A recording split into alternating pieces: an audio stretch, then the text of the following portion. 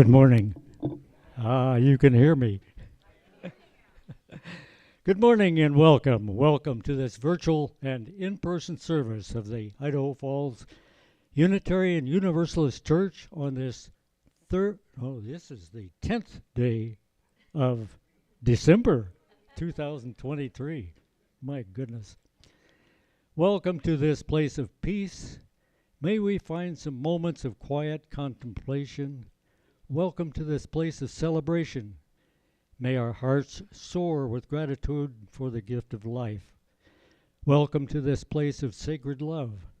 May we gently hold all that is broken here. Welcome to this place of inquiry. Here, may we be challenged to open our minds and hearts ever wider. Come to this place of community. May we, together, draw the circle of love and justice even wider. Welcome to this sacred place. Come, let us worship, celebrate, grieve, and love together. If you are watching online, please sign in to the chat box so that we may know who is attending, and you can also enter your joys and concerns. I'm Ron Goen, and I will be assisting Reverend Kevin Carson in the service this morning. Jessica is at the piano. Marty Carson will do the children's time, and she's going to do some special things with pine cone things this morning. And Vic Allen is our technical person. We have several announcements. I guess one of the big ones is Cindy is going to have an announcement. We need to have help decorating the Christmas tree, either before, during, or after our second Sunday dinner today, I guess. Let's see. Would you like to?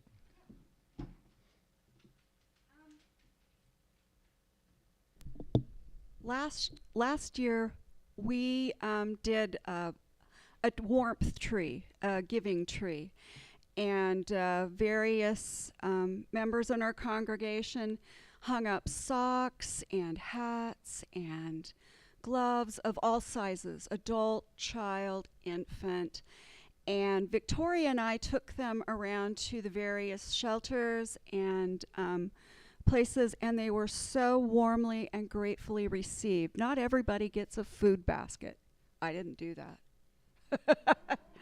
Not everybody gets a Christmas basket, and the need is great this year, is very great this year. So for the next few weeks, would you bring some goodies for the tree? And Victoria and I will make sure that they go to the shelters here in town. And that will make it look really pretty.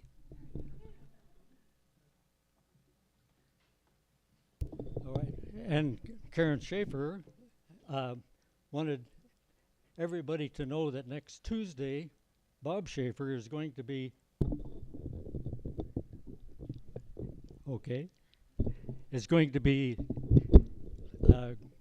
leading a group of cross-country skiers, or I suppose snowshoers, up to Kelly's Canyon.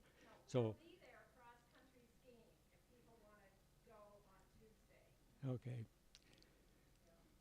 And you're concerned about going back country or whatever, there's trails, so he'll be out on the trails. So anyway, if you're interested in that sort of thing, talk to Karen. And also she's got petitions for people to sign for the open primary objective. Are there any other announcements? Did I hear something?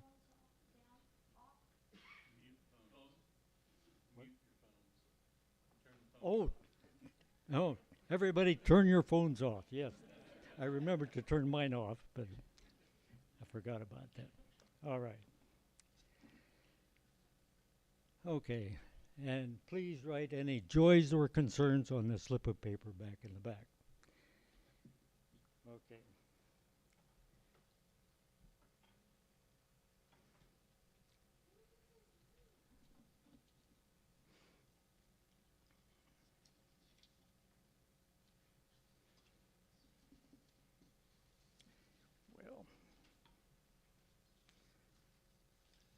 get things organized here. Now let us prepare ourselves for worship, calm our hearts, our minds, our breathing, while I ring the peace bowl 3 times.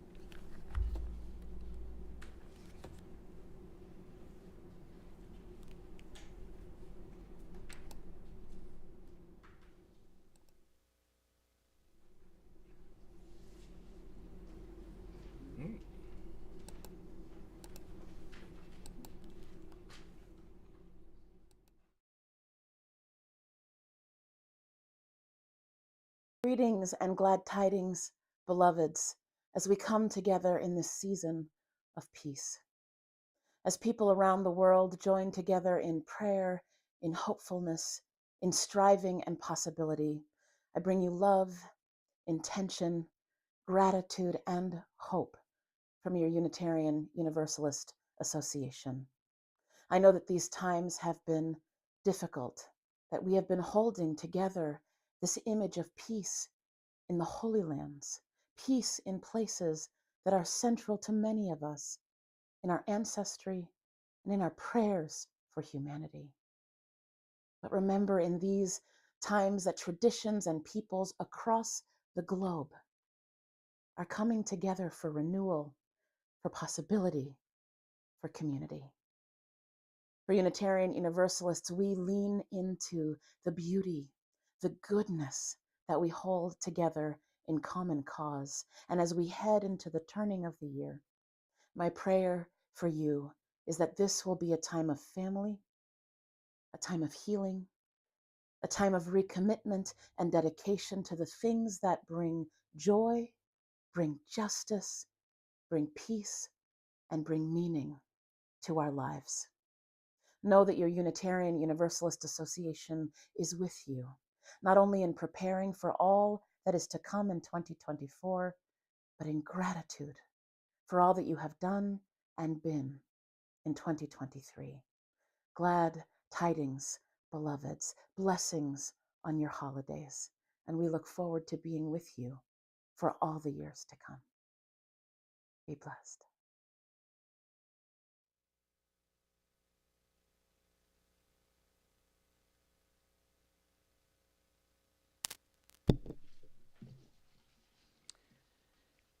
Our church's covenant helps us remember why we are a part of this faith and why we give our time and our resources to this congregation. If you so choose, please recite along with me the covenant that this congregation has chosen to live by. Love is the spirit of this community, and service its law. This is our great covenant, to dwell together in peace, to seek the truth in love, and to help one another. We'll now light the chalice. And lighting this chalice, we invoke the spirit of unity and diversity. May its flame remind us that in our differences we find strength, and in our common humanity we find connection.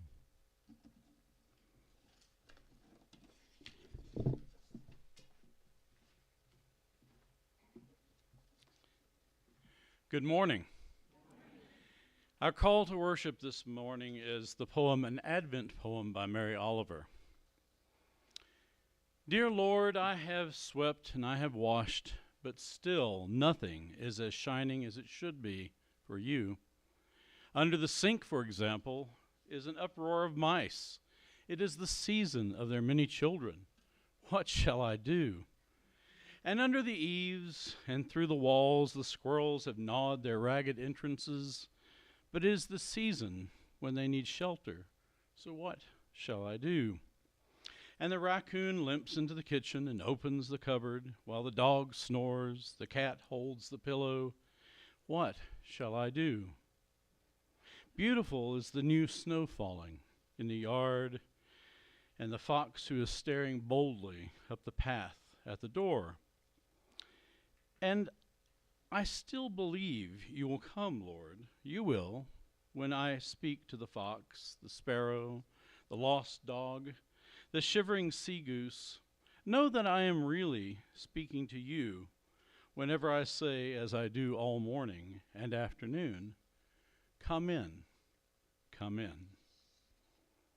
I invite you now to rise in body or spirit and join in singing our opening hymn, number 12, O Life That Maketh All Things New.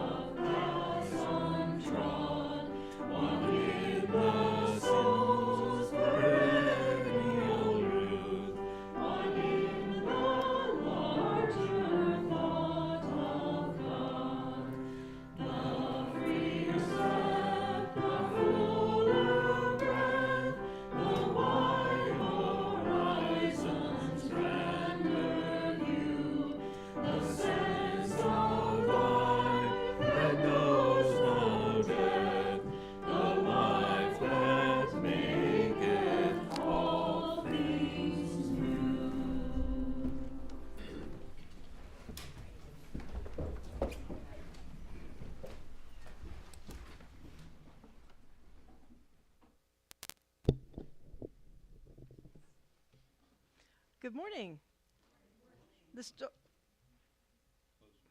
The story I'm sharing today is titled The Mitten. It is based on a Ukrainian folktale written and illustrated by Jan Brett. Once there was a boy named Nicky who wanted his new mittens made from wool as white as snow.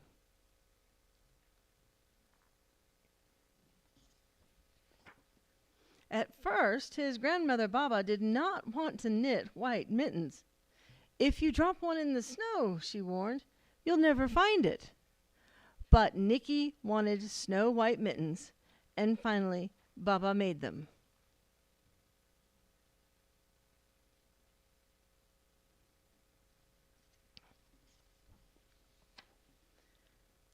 After she finished, she said, "When you come home, first I will look to see if you are safe and sound, but then I will look to see if you still have your snow white mittens." So off Nicky went, and it wasn't long until one of his new mittens dropped in the snow and was left behind.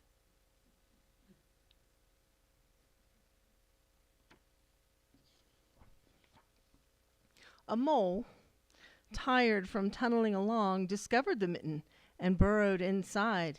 It was cozy and warm and just the right size, so he decided to stay.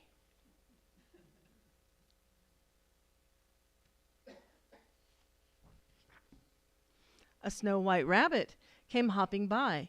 He stopped for a moment to admire his winter coat, and it was then that he saw the mitten. And he wiggled in feet first. The mole didn't think there was room for both of them, but just when he saw the rabbit's big kickers, he moved over.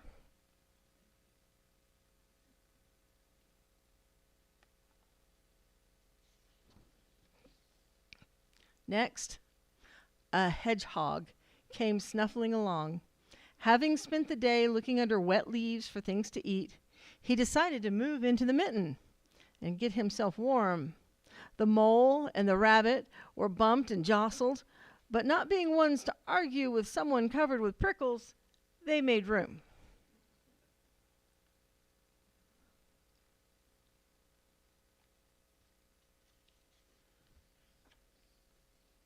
As soon as the hedgehog disappeared into the mitten, a big owl, attracted by the commotion, swooped down. When he decided to move in also, the mole, the rabbit, and the hedgehog grumbled, but when they saw the owl's glinty talons, they quickly let him in.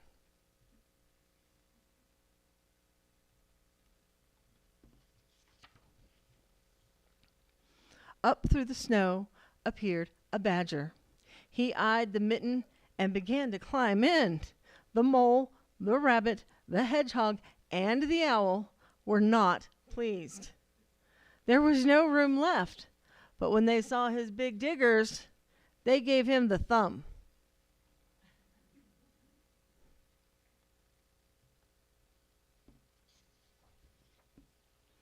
It started snowing, but the animals were snug in the mitten. A waft of warm steam rose in the air, and a fox trotting by stopped to investigate. Just the sight of the cozy mitten made him feel drowsy. The fox poked his muzzle in. When the mole, the rabbit, the hedgehog, the owl, and the badger saw his shiny teeth, they gave the fox lots of room.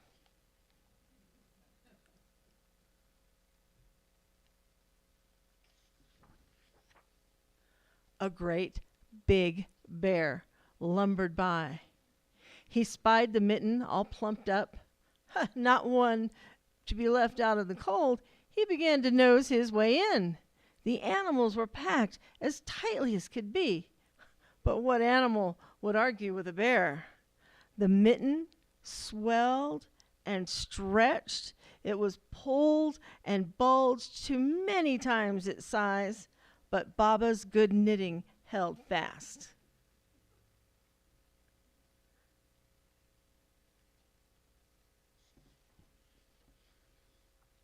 Along came a meadow mouse, no bigger than an acorn. She wriggled into the one space left and made herself comfortable on top of the great bear's nose.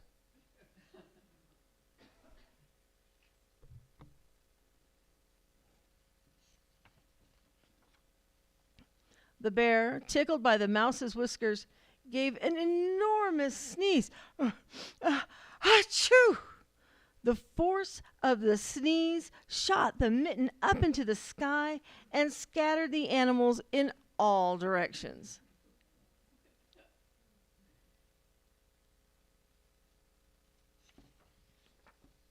On his way home, Nicky saw a white shape in the distance. It was the lost mitten, silhouetted against the blue sky.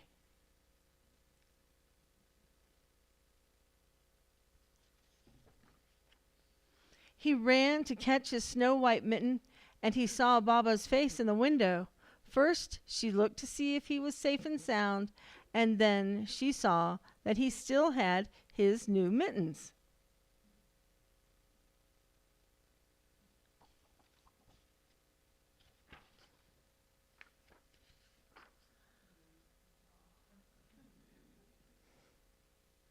All right, we will now sing the children down into the basement.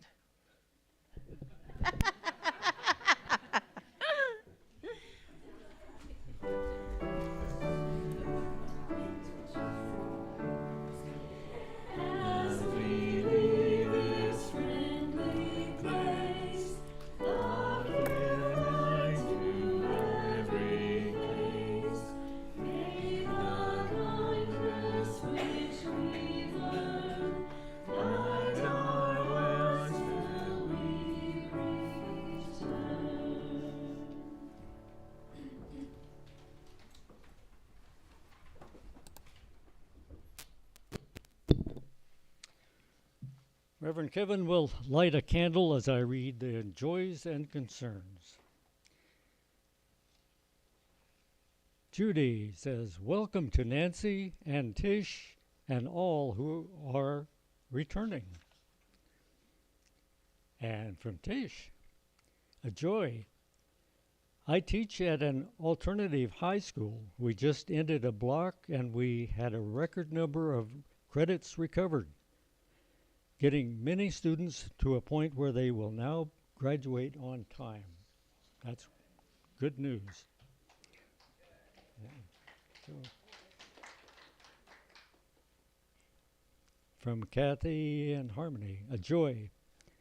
Some friends have come together recently and helped me fix the heat on my car and even bought me a new coat. My gratitude to all the giving. That's good also. From Victoria, my friend of 50 plus years had a lumpectomy for breast cancer. So far, her progress is great. That's a concern. And from Victoria, joy. The live stream opera at Edwards yesterday at 11 o'clock was fabulous. It was Florenza della Amazonias, Florence of the Amazon. And I'm deeply sorry that I missed that.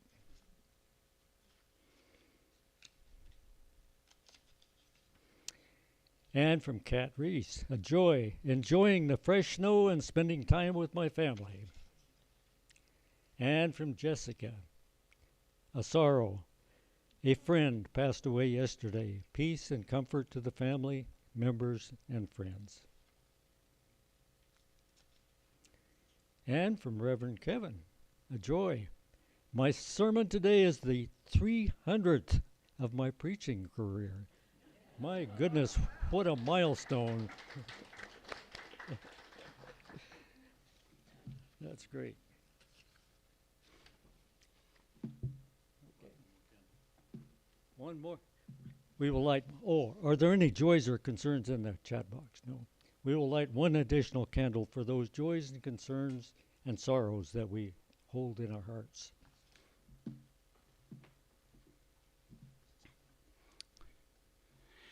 Our reading this morning is from the book A Chosen Faith by John Burens and Forest Church, and I'm sure many of you are familiar with it.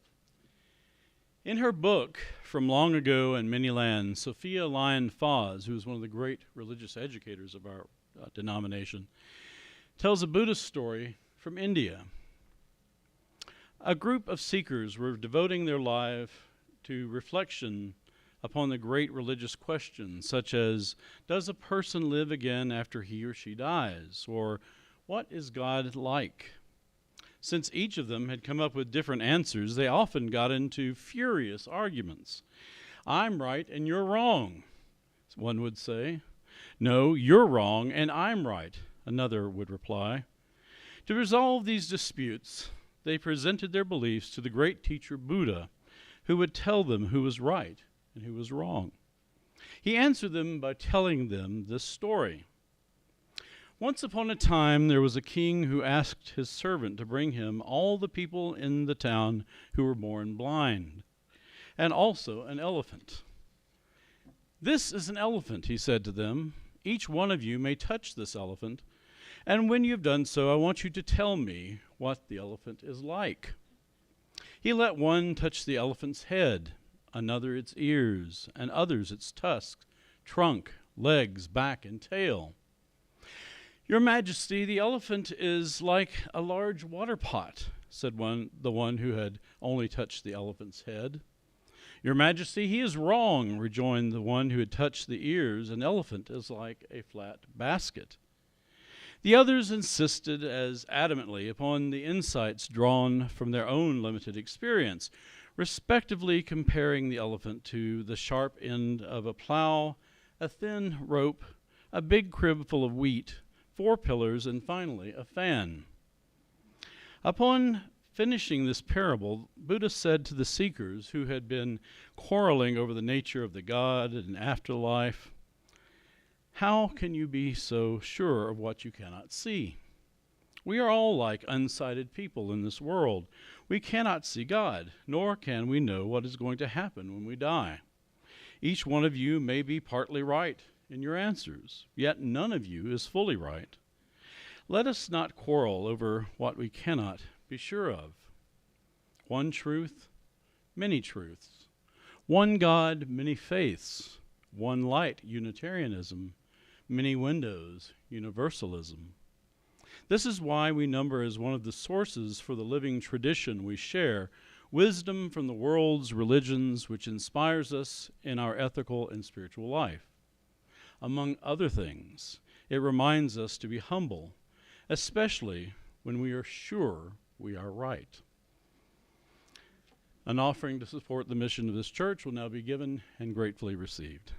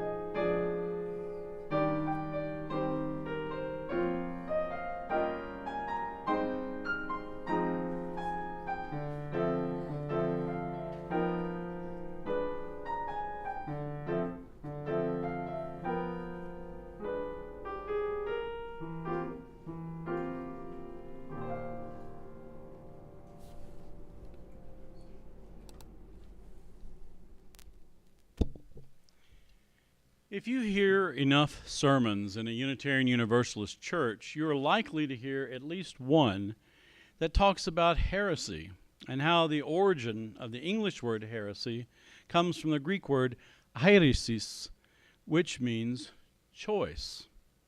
So this is my version. From a religious perspective, the most common context for hearing the word heresy, being a heretic literally just means you have made a choice about your beliefs and the spiritual path that creates meaning for you. But admittedly, it carries a negative connotation. Historically, being labeled a heretic usually did not end well. Countless people have been tortured or have lost their lives for simply choosing not to believe the same thing that others in power believed, or at least what they professed to believe. Like others before us, Unitarian Universalists have made a choice to be part of a religion that rejects the prevailing orthodoxy, instead, in our case, affirming the free and responsible search for truth and meaning as an individual, following our own spiritual paths wherever they may lead. As such, we should be proud to be heretics, but it can still come with a price. Having the courage to follow your conscience can be dangerous or cause emotional trauma, even if you live in a modern society where you are unlikely to be burned at the stake for your beliefs. And unfortunately, there are still a few places on earth where being discovered to be a heretic could prove to be fatal. In America, though, being outside the religious mainstream might result in professional or other discrimination, or more commonly, you could be ostracized by family and friends, especially if you've left a very rigid, dogmatic religion behind. And since sexual identity and orientation is sometimes a factor in rejecting one's former religion in the first place, the combined emotional and religious trauma can be devastating. It is my fervent hope that our faith will always be a refuge for those who experience such trauma. But for most of us, we made a choice to be here or in one of our other congregations because we were seekers on a spiritual journey in search of a supportive community. People who respect diversity, spiritual exploration, religious tolerance, and social justice, and the individual nature of the spiritual experience. And this is true even if you were born into a family with deep Unitarian Universalist roots going back generations. Our faith offers no catechism to learn, no creed to profess, no dogma to believe, and no easy answers. By exploring your spiritual path among us, you are welcomed into our happy band of heretics. When I chose the title for today's sermon, We Happy Few, We Band of Heretics, it was, of course, an allusion to the famous St. Crispin's Day speech King Henry V gives to his troops on the eve of the Battle of Agincourt in the fourth act of Shakespeare's play about him. Probably one of the best motivational speeches of all time. In the play, Henry is addressing the concerns of his soldiers, who are vastly outnumbered by the French, especially by their heavy mounted knights. But instead of lamenting the situation, Henry celebrates their inferior numbers, boasting that it just means that each of them stands to gain a greater share of the glory. He said he would not wish for more men even if it were possible, referring to the men as we few, we happy few, we band of brothers. Like Henry's army, we Unitarian Universalists, too, are vastly outnumbered by both religious people of other faiths and by the rest of the secular society who claim no religious affiliation. Our movement is tiny compared to many other traditions and religious sects. And because of our challenging approach to spiritual exploration, we may not see significant growth anytime soon. But unlike King Henry V, I wish our ranks would swell. Not so that we could somehow win the battle for religious converts, but because I believe that our progressive faith is something extremely valuable that offers a fresh approach to spirituality that would satisfy the unfulfilled longings of many modern seekers. For several decades, studies have shown a continual decline in religiosity among Americans as defined by church attendance and religious affiliation, and the significant year-on-year decrease in numbers reported by almost every variety of religious sect confirms this exodus. What is more ambiguous about such studies from the perspective of Unitarian Universalism is that those conducting these studies typically think of religion in traditional terms that assumes belief in the supernatural or belonging to an organized religious institution. The fastest growing demographic in American religion in recent decades has been categorized as the so-called nones, referring to those who report no specific religious identity or affiliation with organized religion, often claiming instead to be spiritual but not religious. In the most recent data, 21% of Americans say they are neither spiritual nor religious, and 22% fall into the spiritual but not religious category. So a total of 43% of Americans no longer see value in religious affiliation. I have mixed feelings about this, since on the one hand, I feel that having a spiritual home where you find meaning enriches the quality of anyone's life regardless of beliefs. On the other hand, it is clear that old religious doctrines and practices have not evolved to meet the needs of many contemporary spiritual seekers. While roughly half of those who have disaffiliated with traditional religion are still responding to the still small voice inside that urges them to follow a spiritual path of some sort. Some of them find their way to Unitarian Universalism, but most do not. I think a very recent survey published by the Pew Research Center only a few days ago confirms what I believe is this inherent human instinct toward spirituality. As the report states, even among those who don't consider themselves religious, the survey finds 83% of all U.S. adults believe people have a soul or spirit in addition to their physical body. 81% say there is something spiritual beyond the natural world, even if we cannot see it. 74% say there are some things that science cannot possibly explain. 45% say they have had a sudden feeling of connection with something from beyond this world.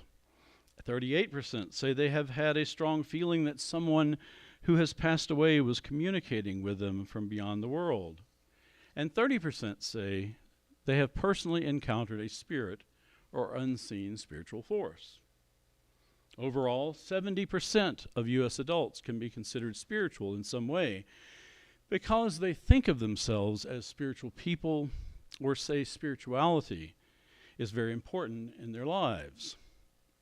So if you do some quick math based on this survey and other data, there are around 75 million Americans who feel a spiritual longing, but have not found a religious community that resonates with their needs. Imagine if only a fraction of these folks found their way to Unitarian Universalism. I think most of them would find us to be just the kind of inclusive, spiritually inquisitive place they have dreamed about. To put it in perspective, we currently have about 150,000 adult members in the United States and about 1,000 congregations. However, many more people identify as Unitarian Universalists in census data. We don't like to evangelize our faith the way some groups do, but maybe we should. The data suggests there are a lot of spiritually hungry folks all over the country who could benefit from the love and community we offer. And as I mentioned earlier, what I also see in these surveys that disheartens me is that most people, including the researchers, have a very narrow definition of what constitutes religion to begin with, and do not understand what Unitarian Universalism is about. We have proven that you can have a deeply meaningful religious life that is open to exploration and evolution. Whether you believe in no God or 20 gods, you can find a welcoming spiritual home in one of our congregations. And over the course of a lifetime, your spiritual journey is likely to take you in directions you never expected. Maybe you first come to us after leaving the traditional Christian church of your youth, pursuing an interest in Buddhism or Taoism, and seeking others with similar interests to sharpen your understanding. A few years later, you are attracted to earth-centered spirituality, or find that the wisdom of indigenous peoples helps you develop a stronger connection with the interdependent web of life that gives you hope in face of the looming ecological challenges. And after a few more years, you discover, to your surprise, that the teachings of some of the medieval Christian mystics and the monastic desert fathers speak to you in a way that reconnects you with the Christianity of your youth. Such a lifelong spiritual journey is common among Unitarian Universalists. And the good news of our faith is that our welcoming, amazingly diverse communities are with you all along the way. We are unconstrained by doctrines that make such an evolutionary spiritual journey impossible or in more rigid religious sects. It is true that most of our congregations have a general humanistic flavor, but there are as many theologies within our faith as there are people in our pews. We are indeed a band of heretics, people making choices. Like the mitten in our Time for All Ages story, our faith is expansive and welcomes you no matter what kind of animal you are, big or small, carnivore or herbivore. There is always room for one more, at least until someone sneezes. Our Universalist ancestors began the transformation of our faith into the big tent faith we have become today. And we now welcome heretics of all sorts, even seekers on spiritual paths our ancestors could never have imagined. And with our long history of working to create a more just society, our happy band of heretics has often been at the vanguard of social justice movements despite our small numbers.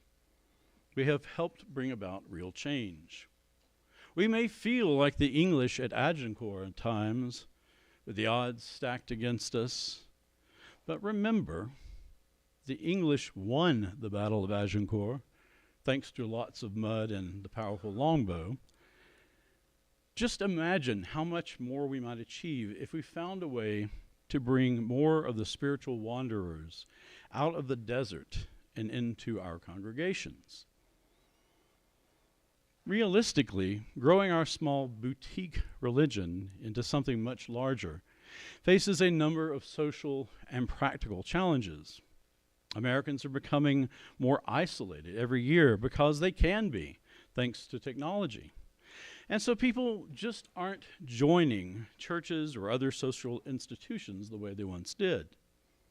And every religious organization has reported a drop in participation due to the COVID era. But people are social creatures and spiritual creatures at heart. So I believe we could still see growth in coming years that outpaces more traditional religions.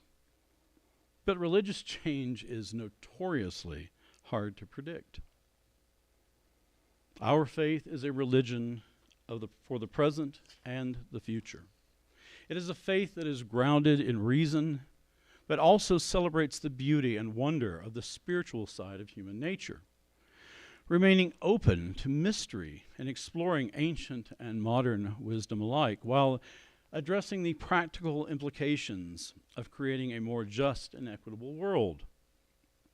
It is a heretical faith because it embraces diversity and challenges the authority of religious dogma that is sometimes used as a weapon of oppression or to preserve an unjust status quo.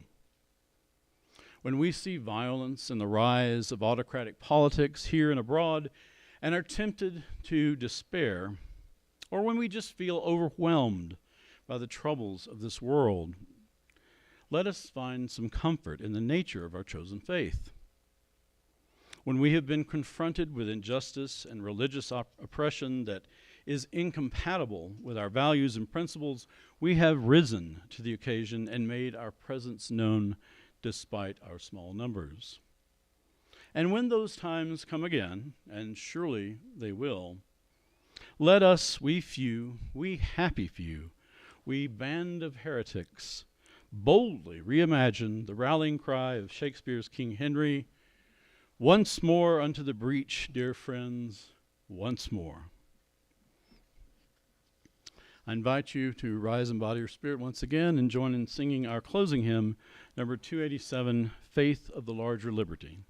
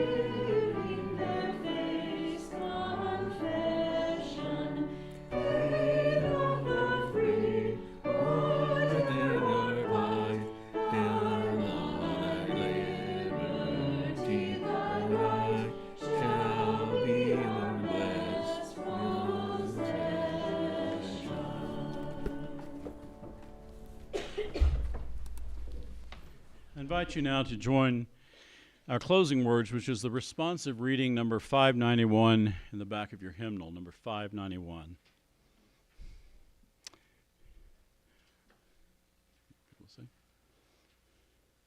The people's response is in italics. I Call That Church Free by James Luther Adams. I call that church free which enters into covenant with the ultimate source of existence.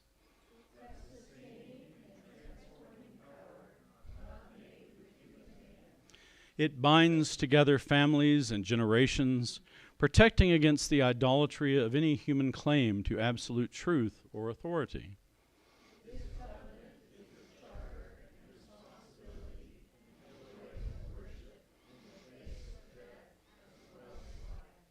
I call that church free that brings individuals into a caring, trusting fellowship.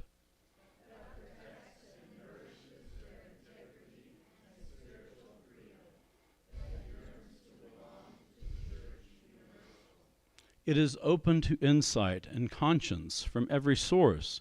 It bursts through the rigid tradition, giving rise to new and living language, to new and broader fellowship.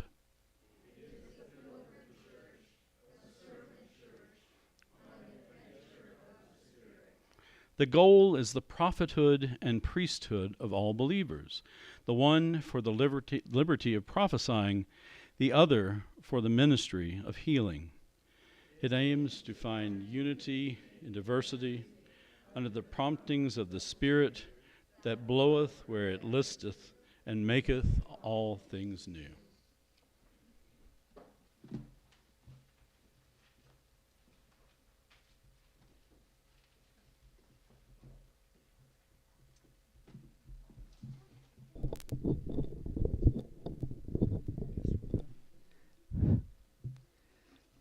Please join with me in reading the words for extinguishing the chalice.